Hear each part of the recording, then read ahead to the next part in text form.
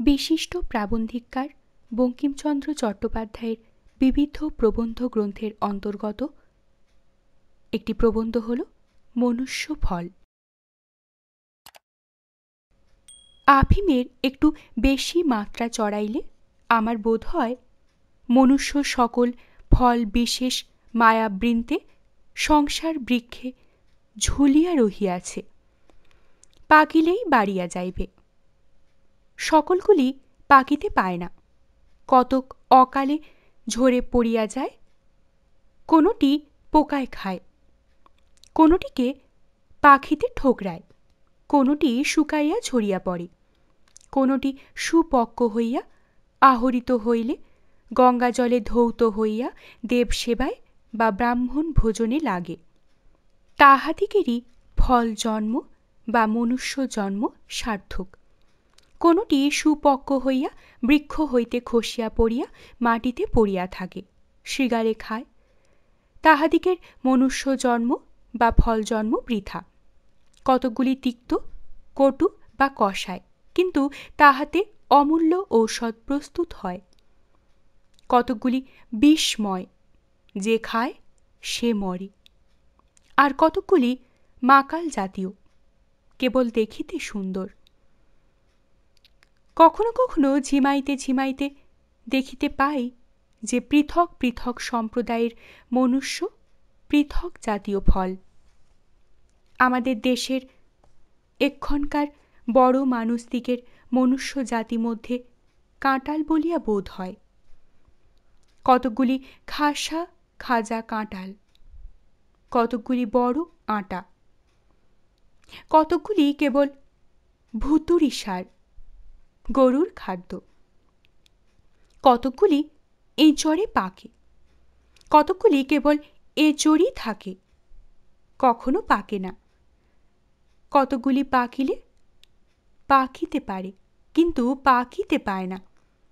পৃথিবীর রাক্ষস রাক্ষসীরা এঁচড়েই পারিয়া ডালনা রাঁধিয়া খাইয়া ফেলে। যদি পাকিল তো বড় শৃগালের দৌরাত্ম্য, যদি গাছ ঘেরা থাকে তো ভালোই, যদি কাঁটাল উঁচু ডালে ফলিয়া থাকে ভালোই। নহিলে শৃগালেরা কোনো মতে উদরসাৎ করিবে। শৃগালেরা কেহ দেওয়ান, কেহ কারকুন, কেহ নায়েব, কেহ গোমস্তা, কেহ মোছায়েব, কেহ কেবল আশীর্বাদক। যদি এ সকলের হাত এড়াইয়া পাকা কাঁঠাল ঘরে এলো, তবে মাছি ভন ভন করিতে আরম্ভ করিল। মাছিরা কাঁঠাল চায় না, তাহারা কেবল একটু একটু রসের প্রত্যাশাপন্ন। এ মাছিটি কন্যা ভারগ্রস্ত, উহাকে এক ফোঁটা রস দাও। ওটির মাতৃদায় একটু রস দাও। এটি একখানি পুস্তক লিখিয়াছে, একটু রস দাও।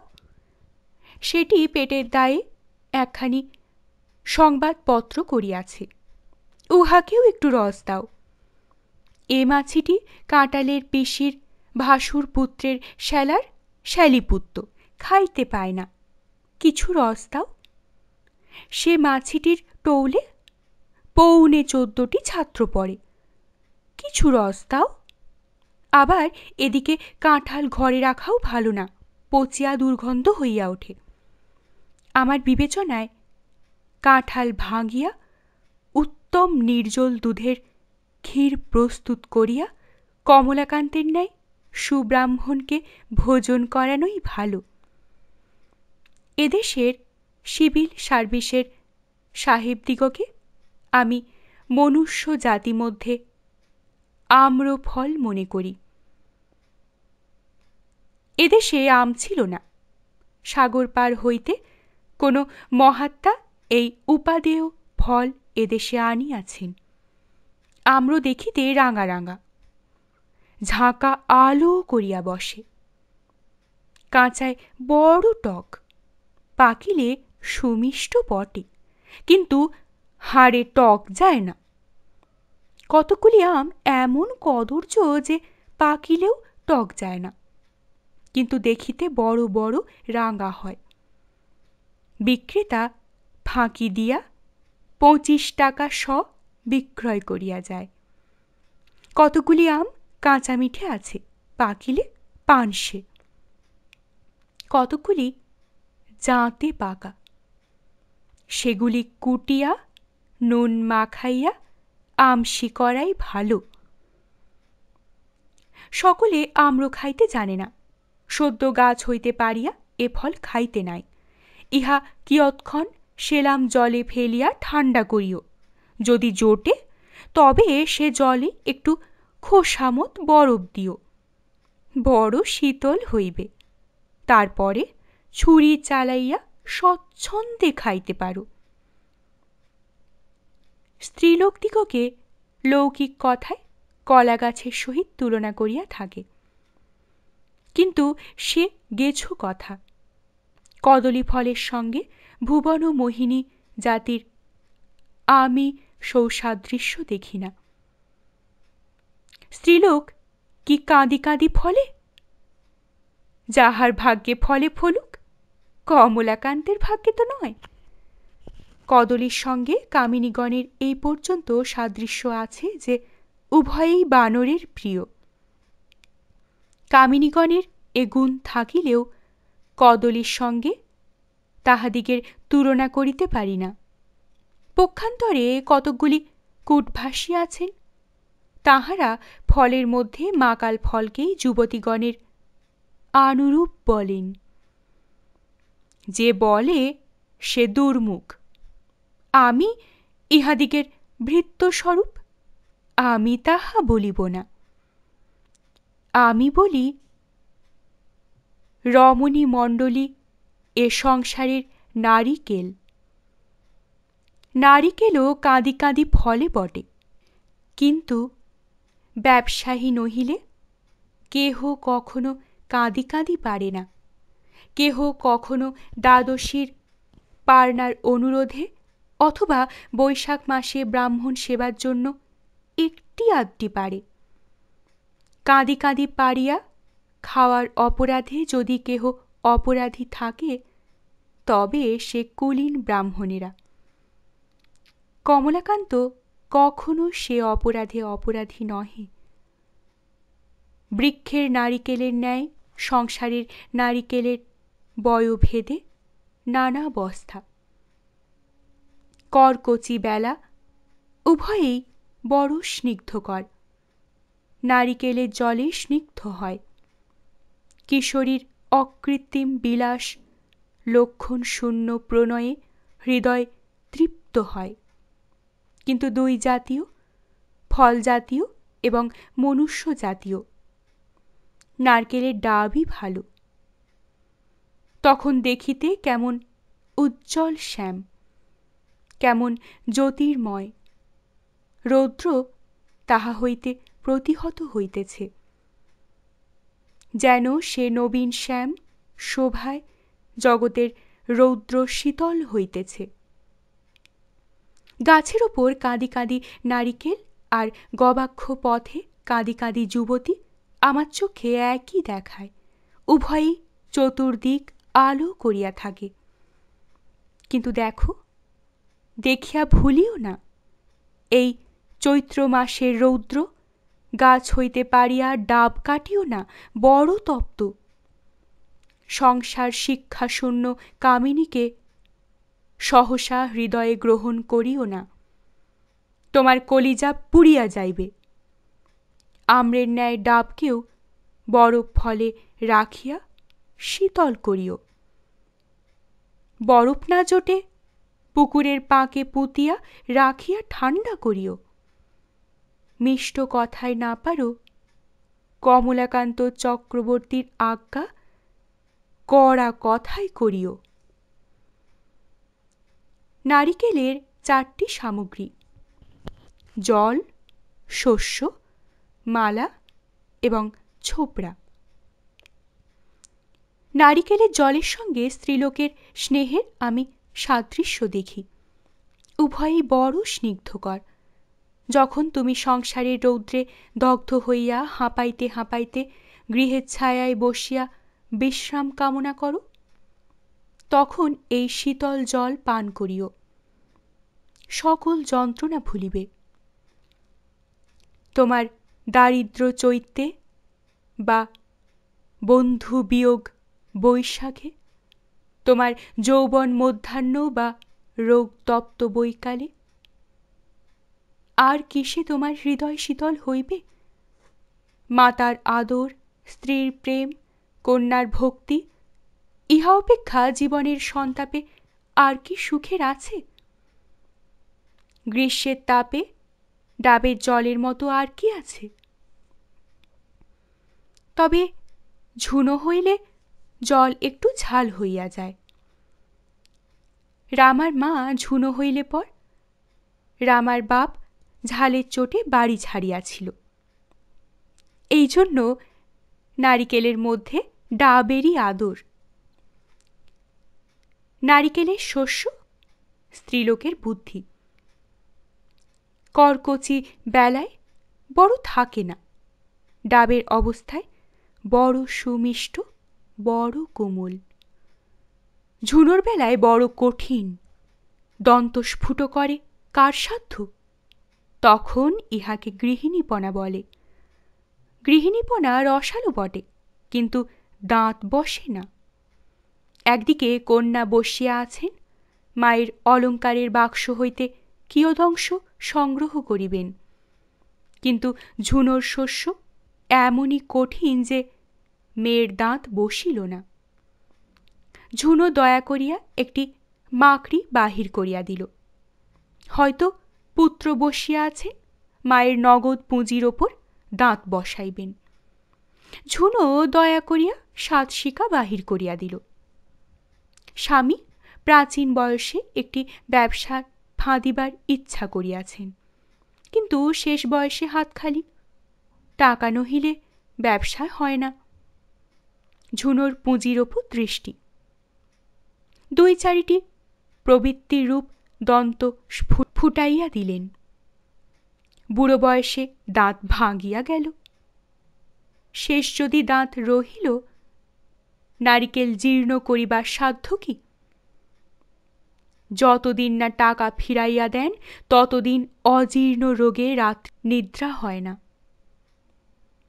তারপরে মালা, এটি স্ত্রীলোকের বিদ্যা। কখনো আধখানা বই পুরা দেখিতে পাইলাম না। নারিকেলের মালা বড় কাজে লাগে না, স্ত্রীলোকের বিদ্যাও বড় নয়। মেরি সমরবিল বিজ্ঞান লিখিয়াছেন, জেন অস্টেন বা জর্জ এলিয়ট উপন্যাস লিখিয়াছেন, মন্দ হয় নাই, কিন্তু 2 মালার মাপে। ছোবড়া স্ত্রীলোকের রূপ। ছোবড়া যেমন নারিকেলের বাহ্যিক অংশ, রূপও স্ত্রীলোকের বাহ্যিক অংশ। 2 বড় অসার, পরিত্যাগ করাই ভালো। তবে ছোবড়ায় একটি কাজ হয়, উত্তম রজ্জু প্রস্তুত হয়, ইহাতে জাহাজ বাঁধা যায়। স্ত্রীলোকের রূপের কাছিতেও অনেক জাহাজ বাঁধা গিয়াছে।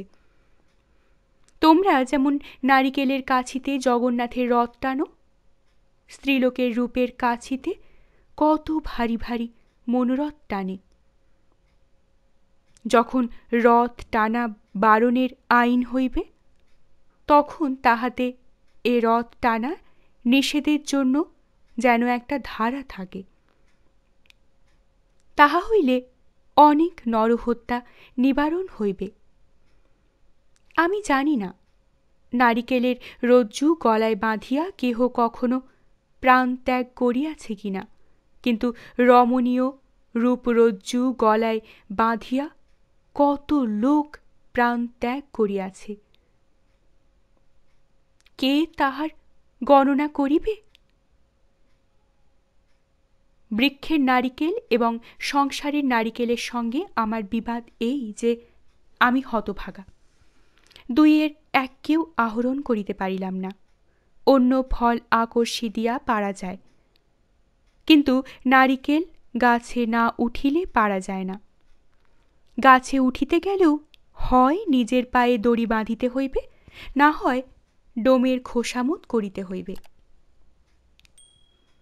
ডোমের খোসামত করিতেও রাজি আছি, কিন্তু আমার ভাগ্যদোষে কপালে নারিকেল জোটে না। আমি যেমন মানুষ, তেমন গাছে তেমনই রূপগণের আকর্ষি দিয়া নারিকেল পাড়িতে পারি, কিন্তু ভয় পাছে নারিকেল ঘাড়ে পড়ে। এমন অনেক শ্যামী, বামী, রামী, কামিনী আছে যে কমলাকান্তকেও স্বামী বলিয়া গ্রহণ করিতে পারে, কিন্তু পরের মেয়ে ঘাড়ে করিয়া সংসার যাত্রা নির্বাহ করিতে এদিন অসমর্থ। অতএব এ যাত্রা কমলাকান্ত ভক্তিভাবে নারিকেল ফলটি বিশ্বেশ্বরকে দিলেন। তিনি একে শ্মশানবাসী, তাহাতে আবার বিষ পান করিয়াছেন। ছাই ডাব নারকেল তাহার কি করিবে? এদেশে এক জাতি লোক সম্প্রতি দেখা দিয়াছেন, তাহারা দেশ হিতৈষী বলিয়া খ্যাত। তাহাদের আমি শিমুল ফুল ভাবি। যখন ফুল ফোটে তখন দেখিতে শুনিতে বড় শোভা, বড় বড় রাঙা রাঙা গাছ আলো করিয়া থাকে। কিন্তু আমার চক্ষে ন্যাড়া গাছে অত রাঙা ভালো দেখায় না। একটু একটু পাতা ঢাকা থাকিলে ভালো দেখাইত। পাতার মধ্য হইতে যে অল্প অল্প রাঙা দেখা যায়, সেই সুন্দর। ফুলে গন্ধমাত্র নাই, কোমলতা নাই, কিন্তু তবু ফুল বড় বড় রাঙা রাঙা। যদি ফুল ঘুচিয়া ফল ধরিল, তখন মনে করিলাম এইবার কিছু লাভ হইবে, কিন্তু তাহা বড় ঘটে না। কালক্রমে চৈত্র মাস আসিলে রৌদ্রের তাপে অন্তর্লঘু ফল ফট করিয়া ফাটিয়া ওঠে। তাহার ভিতর হইতে খানিক তুলা বাহির হইয়া বঙ্গদেশময় ছড়াইয়া পড়ে।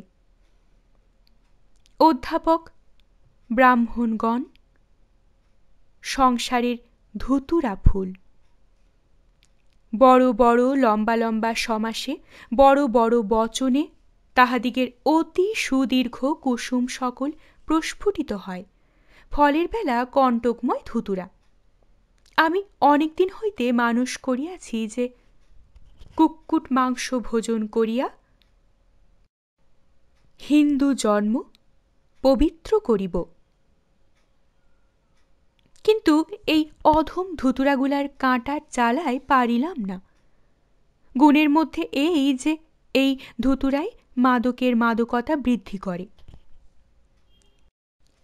যে গাঁজাখোরের গাঁজায় নেশা হয় না, তাহার গাঁজার সঙ্গে দুইটা ধুতুরার বীজই সাজিয়া দেয়।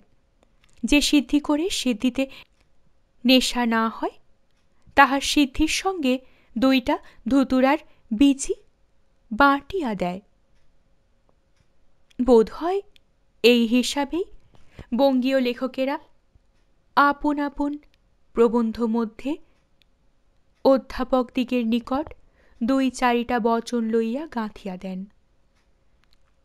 প্রবন্ধ গাঁজার মধ্যে সেই বচন ধুতুরার বীচিতে পাঠকের নেশা জমাইয়া তোলে।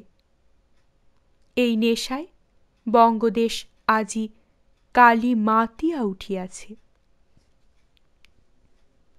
আমাদের দেশের লেখকগণকে আমি তেঁতুল বলিয়া গণি, নিজের সম্পত্তি খোলা আর শিটে। কিন্তু দুগ্ধকেও স্পর্শ করিলে দধি করিয়া তোলেন। গুণের মধ্যে কেবল অম্লগুণ, তাও নিকৃষ্ট অম্ল। তবে এক গুণ মানি, ইহারা সাক্ষাৎ কাষ্টাবতার। তেঁতুল কাঠ নিরস বটে, কিন্তু সমালোচনার আগুনে পোড়েন ভালো। সত্য কথা বলিতে কি, তেঁতুলের মতো সুসামগ্রী আমি সংসারে দেখিতে পাই না। যেই কিয়ৎ পরিমাণে খায়, তাহারই অজীর্ণ হয়, সেই অম্ল উদ্গর করে। যেই অধিক পরিমাণে খায়, সেই অম্লপিত্ত রোগে চিররুগ্ন। যাহারা সাহেব হইয়াছেন, টেবিলে বসিয়া গ্যাসের আলোতে বা আরগান্ডো জ্বালিয়া ফয়জু খানসামার হাতের পাক কাঁটা চামচে ধরিয়া খাইতে শিখিয়াছেন, তাহারা এক দায় এড়াইয়াছেন। তেঁতুলের অম্লের বড় ধার ধারিতে হয় না। আগাগোড়া তেঁতুলের মাছ দিয়া ভাত মারিতে হয় না। কিন্তু যাহাদিগকে চালা ঘরে বসিয়া মঙ্গেরে পাতর কোলে করিয়া পদিপিসির রান্না খাইতে হয়, তাহাদের কি যন্ত্রণা! পদিপিসি কুলীনের মেয়ে, প্রাতঃস্নান করে, নামাবলী গায়ে দেয়, হাতে তুলসীর মালা, কিন্তু রাঁধিবার বেলা কলাইয়ের ডাল আর তেঁতুলের মাছ ছাড়া আর কিছুই রাঁধিতে জানেন না। ফয়জু জাতিতে নেড়ে, কিন্তু রাঁধে অমৃত। আরেকটি মনুষ্যফলের কথা বলা হইলেই অদ্য ক্ষান্ত হই। দেশি হাকিমেরা কোন ফল বলো দেখি? যিনি রাগ করেন করুন, আমি স্পষ্ট কথা বলিব। ইহারা পৃথিবীর কুষ্মাণ্ড। যদি চালে তুলিয়া দিলে তবে ইহারা উঁচুতে ফলিলেন, নহিলে মাটি গড়াগড়ি যান। যেখানে ইচ্ছা সেখানে তুলিয়া দাও, একটু ঝড় বাতাসে লতা ছিঁড়িয়া ভূমে গড়াগড়ি। অনেকগুলি রূপেও কুষ্মাণ্ড, গুণেও কুষ্মাণ্ড। তবে কুষ্মাণ্ড এখন দুই প্রকার হইতেছে, দেশি কুমড়া ও বিলাতি কুমড়া। বিলাতি কুমড়া বলিলে এমতো বোঝায় না যে এই কুমড়াগুলি বিলাত হইতে আসিয়াছে। যেমন দেশি মুচির তৈয়ারি জুতাকে ইংরাজি জুতা বলে, ইহারাও সেইরূপ বিলাতি। বিলাতি কুমড়ার যে গৌরব অধিক, ইহা বলা বাহুল্য। সংসারোদ্যানে আরও অনেক ফল ফলে, তন্মধ্যে সর্বাপেক্ষা অকর্মণ্য কদর্য টক। শ্রী কমলাকান্ত চক্রবর্তী। কমলাকান্ত বোধ হয় পুরোহিতকে ডোম বলিতেছে, কেননা পুরোহিতেই বিবাহ দেয়। উহ, কি পাষণ্ড! ভীষ্মদেব। ভালো লাগলে অবশ্যই লাইক করবেন, শেয়ার করবেন, চ্যানেলটিকে অবশ্যই সাবস্ক্রাইব করবেন, বেল আইকনটি প্রেস করবেন। আপনাদের অভিমত কমেন্ট বক্সে অবশ্যই জানাবেন। অনেক ধন্যবাদ। নমস্কার।